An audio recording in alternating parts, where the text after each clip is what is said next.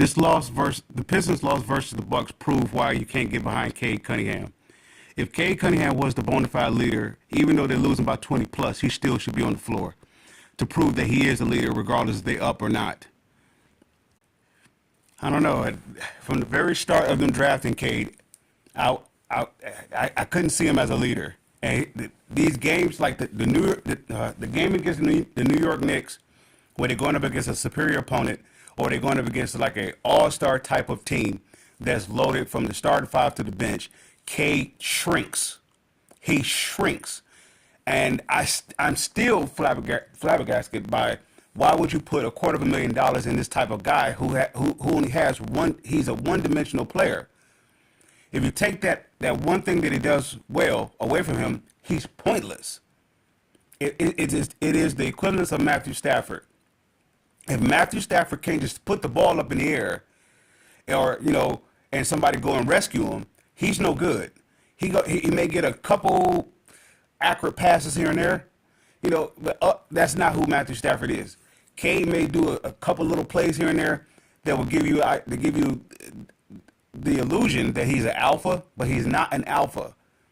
He shrinks too much. When the competition I want to say is better than him, he shrinks. When the team will give him his sweet spots, or he could take advantage of certain things, he becomes like this alpha, this elite star. It's tough for me to get behind him, or to even. It's going to cost the Pistons too much to build with him, to get him to be the elite guy, or the league itself is going to have to shrink with talent. Right now, I heard somebody say Cade should be an all-star, but look what's in front of him as a point guard, not as a backup or reserve or by default type of all-star. He's not a bona fide all-star. So why did you put $250 million with him? Why did you give him that type of responsibility, or that type of how can we say it? Trust.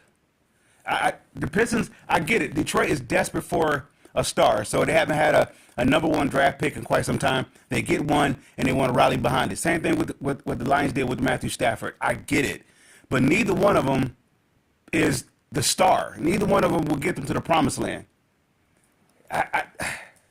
The Lions would never. The Pistons would never trade Stafford, but I don't know. It's going to cost them too much to build around him. It's going to take a good 4 years for this team to be in contending contention, if that could be said.